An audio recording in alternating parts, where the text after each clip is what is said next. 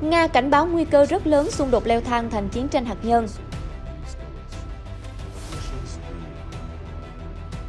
Trong khi đó, Mỹ cân nhắc chuyển hệ thống phòng không NASAMS từ Trung Đông sang Ukraine. NATO nói gì về lời kêu gọi chuyển hệ thống phòng không Patriot của Đức tới Ukraine? Chuyển sang tình hình khác, Mỹ phê duyệt thương vụ bán tên lửa trị giá 380 triệu đô la Mỹ cho Phần Lan.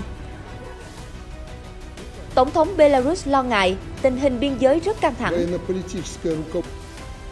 Ấn Độ, Mỹ tập trận chung gần khu vực biên giới tranh chấp với Trung Quốc. Tất cả sẽ được cập nhật trong chương trình ngay sau đây.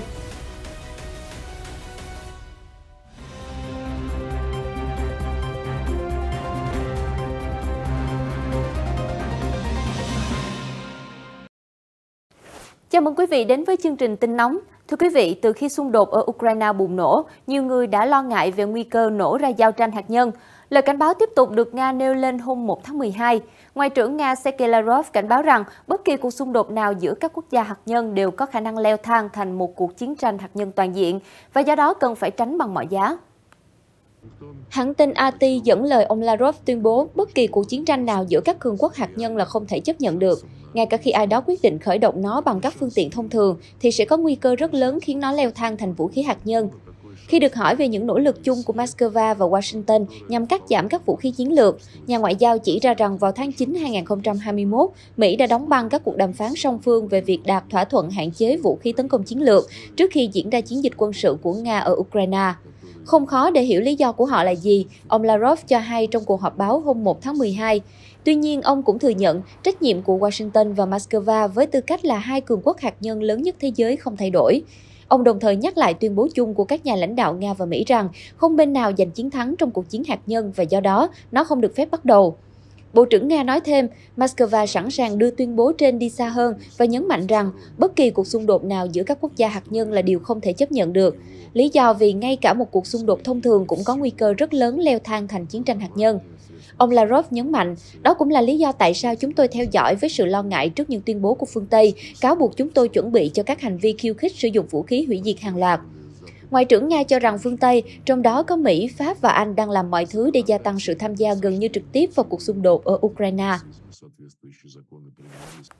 Vừa qua, truyền thông phương Tây đã lên tiếng về việc một số nước NATO cạn kiệt vũ khí hỗ trợ Ukraine. Tuy nhiên, nỗ lực tiếp sức cho Kiev vẫn không vì thế mà dừng lại. Hãng tin TASS hôm 2 tháng 12 cho biết, Mỹ và các đồng minh đang thảo luận với một số nước Trung Đông về việc chuyển hệ thống tên lửa đất đối không tiên tiến quốc gia NASAMS tới Ukraine.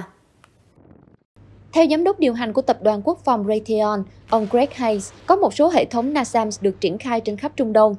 Mỹ và các đồng minh trong NATO đang thảo luận với một số quốc gia Trung Đông để cố chuyển chúng tới Ukraine.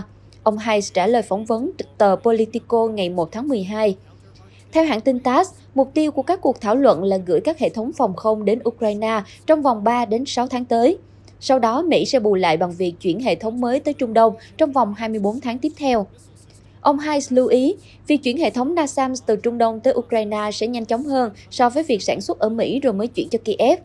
Việc sản xuất mới hệ thống NASAMS sẽ mất khoảng 2 năm. Tập đoàn Raytheon từ chối nêu tên các quốc gia Trung Đông sẽ gửi hệ thống, nhưng tiết lộ khách hàng của tập đoàn trong khu vực là Oman và Qatar. Việc chuyển giao NASAMS từ Trung Đông tới Ukraine cũng cần phải được chính quyền Mỹ phê duyệt.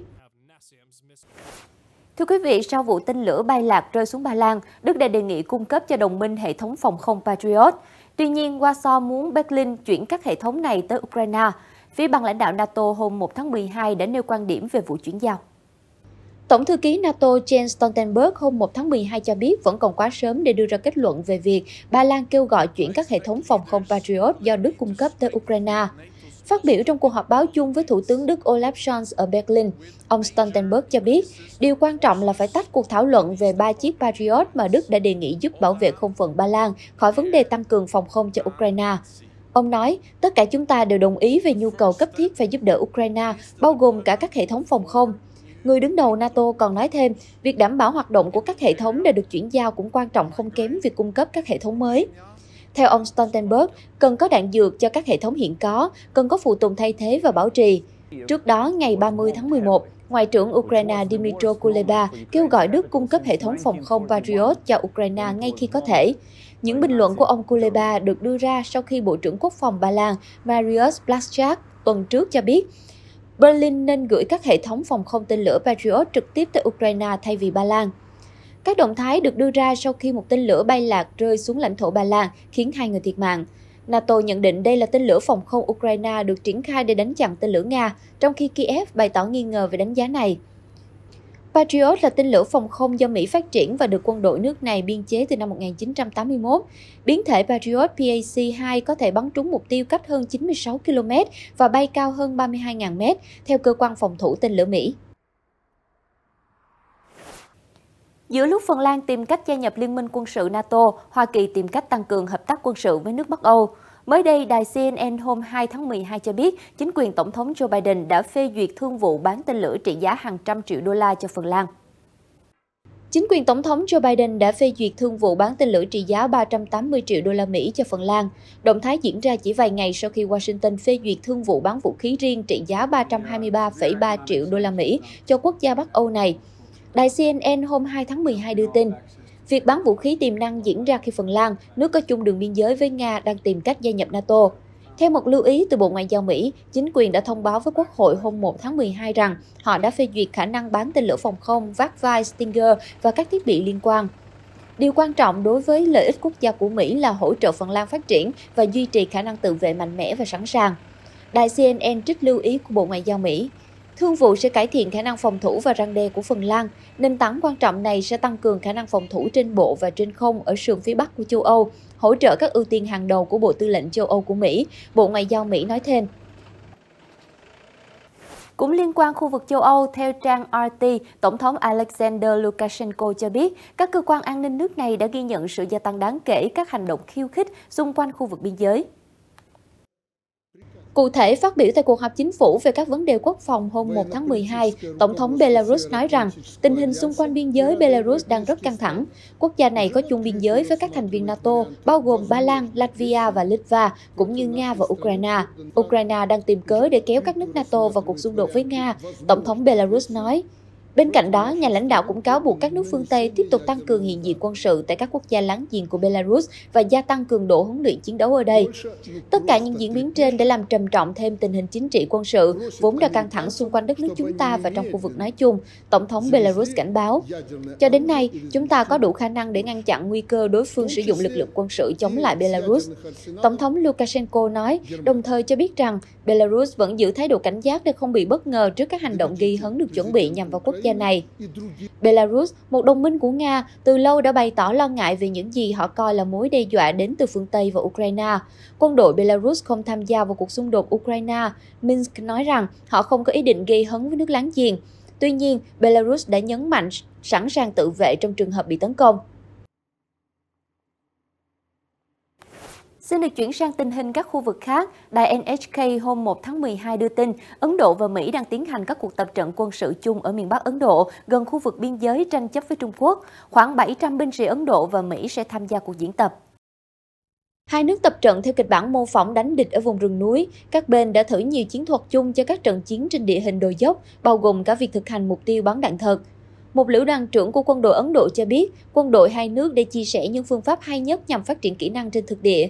Ấn Độ và Trung Quốc từ lâu đã vướng vào tranh chấp biên giới lãnh thổ. Quân đội của cả hai bên đều chịu thương vong trong các cuộc đụng độ vào năm 2020. Thưa quý vị, Tổng thống Philippines vừa tuyên bố quốc gia này phải tìm cách thăm dò dầu khí ở Biển Đông, ngay cả khi không có thỏa thuận với Trung Quốc. Ông cũng nhấn mạnh về quyền khai thác dự trữ năng lượng trong tuyến đường thủy đang tranh chấp. Liên quan đến quan hệ giữa Mỹ và Venezuela, theo Reuters, sau khi Mỹ nới lỏng trừng phạt, Tổng thống Venezuela đã kêu gọi Washington dỡ bỏ hoàn toàn các biện pháp cấm vận để tổ chức bầu cử tại quốc gia Nam Mỹ này. Hãng tin Reuters hôm 30 tháng 11 cho biết, Tổng thống Venezuela Nicolás Maduro kêu gọi dỡ bỏ hoàn toàn các biện pháp trừng phạt. Động thái diễn ra sau khi Bộ Tài chính Mỹ tuần trước gia hạn giấy phép cho công ty dầu mỏ Chevron Corp tăng sản lượng dầu và mở rộng hoạt động ở Venezuela, như một phần trong kế hoạch khuyến khích đàm phán giữa ông Maduro và phe đối lập để tiến đến cuộc bầu cử tổng thống. Trong tuyên bố ngày 30 tháng 11, Tổng thống Maduro cho rằng việc Mỹ cấp giấy phép và ủy quyền cho quốc gia thành viên OPEC là hành động đúng hướng nhưng vẫn chưa đủ. Các lệnh trừng phạt là biện pháp cưỡng chế đơn phương và cần phải được dỡ bỏ hoàn toàn. Đáp lại, Washington khẳng định Mỹ chỉ rút bớt lệnh trừng phạt hơn nữa khi nào các bên đạt thỏa thuận về lịch bầu cử và phục hồi những ứng viên bị loại. Bên cạnh đó, các nhà lãnh đạo hợp pháp cũng trở lại các đảng chính trị và những quan sát viên bầu cử quốc tế cũng được phép tiếp cận. Theo Reuters, ông Maduro cho biết một loạt hợp đồng sắp được ký kết giữa công ty nhà nước PDVSA và Chevron sẽ rất tích cực cho cả hai bên. Trong khi đó, phát biểu hôm 1 tháng 12, giám đốc điều hành của Chevron Corp cho rằng công ty khó có thể bổ sung đầu tư trong 6 tháng tới, mặc dù gần đây Mỹ đã cấp giấy phép cho công ty mở rộng hoạt động tại Venezuela. Reuters đưa tin hôm 1 tháng 12, Thủ tướng Israel Benjamin Netanyahu thuộc đảng Likud đã đạt thỏa thuận liên minh với đảng cực hữu chủ nghĩa phục quốc Do Thái, góp phần củng cố khả năng thành lập chính phủ mới sau cuộc bầu cử vào tháng trước. Cho đến nay, thỏa thuận mới giúp ông Netanyahu kiểm soát 46 trong số 120 ghế trong cơ quan lập pháp của Israel. Đảng Likud cho biết, chủ nghĩa phục quốc Do Thái sẽ được trao quyền kiểm soát Bộ Tài chính.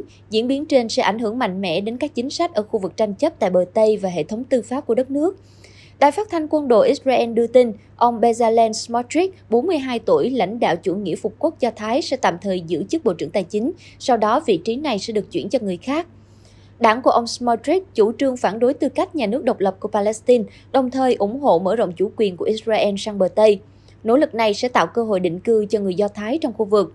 Ông Smotrich từng có thời gian ngắn giữ chức Bộ trưởng Giao thông Vận tải trong chính phủ của ông Netanyahu trong giai đoạn 2019 đến 2020. Ông ủng hộ các chính sách tài khóa như giảm tỷ lệ nợ trên GDP, ủng hộ giảm thuế cho các doanh nghiệp và kiềm hãm các cuộc đình công trong khu vực công. Được biết, thỏa thuận trên được đưa ra sau khi liên minh cánh hữu của ông Netanyahu dễ dàng giành chiến thắng trong cuộc bầu cử ngày 1 tháng 11. Đây là lần bầu cử thứ 5 của Israel trong vòng chưa đầy 4 năm. Israel đã giành được bờ Tây, Gaza và Đông Jerusalem, những khu vực mà người Palestine muốn thành lập nhà nước trong cuộc chiến năm 1967. Các cuộc đàm phán giữa đôi bên do Hoa Kỳ làm trung gian đã bị đình trệ vào năm 2014. Trong khi đó, Israel vẫn nỗ lực mở rộng các khu dân cư bất chấp sự phản đối của quốc tế.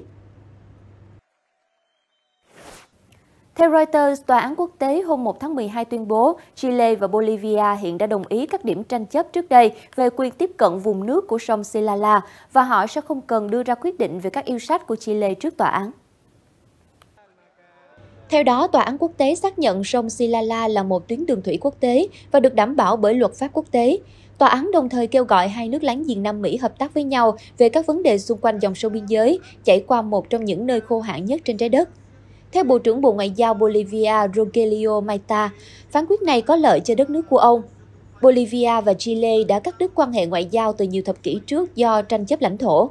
Trước đó, Chile đã yêu cầu tòa án phán quyết rằng Silala, dòng sông chảy qua sa mạc Atacama, là một tuyến đường thủy quốc tế. Trong khi đó, Bolivia cũng từng tìm cách sử dụng tranh cãi về con sông này để mặc cả trong cuộc tranh chấp pháp lý lớn hơn. Nhưng Tòa án quốc tế năm 2018 đã bác bỏ đề nghị của Bolivia về lối đi ra biển và cho rằng Chile không có nghĩa vụ pháp lý phải đàm phán một việc như vậy. Reuters đưa tin hôm 1 tháng 12, mưa lớn đã gây ra tình trạng lũ lụt nghiêm trọng ở miền Nam Brazil. Lực lượng cứu hộ ở bang miền Nam Santa Catarina đã được điều động sơ tán hàng trăm gia đình bị mắc kẹt. Video được giới chức Santa Catarina đăng tải cho thấy nước bùn đã ngập đến tận mái nhiều ngôi nhà. Trực thăng lượn trên đầu một số nhà để lính cứu hỏa tiếp cận và đưa các gia đình bị mắc kẹt đến nơi an toàn. Các nhà chức trách cho biết có hơn 880 người đã được sơ tán cho đến nay. Giới chức bang Santa Catarina đã kêu gọi mọi người tránh đi lại trên đường. Tình trạng khẩn cấp đã được ban bố ở một số thành phố. Theo Reuters, lũ lụt thường xảy ra ở Brazil vào thời điểm này trong năm, thiệt hại kéo dài trong nhiều thập kỷ.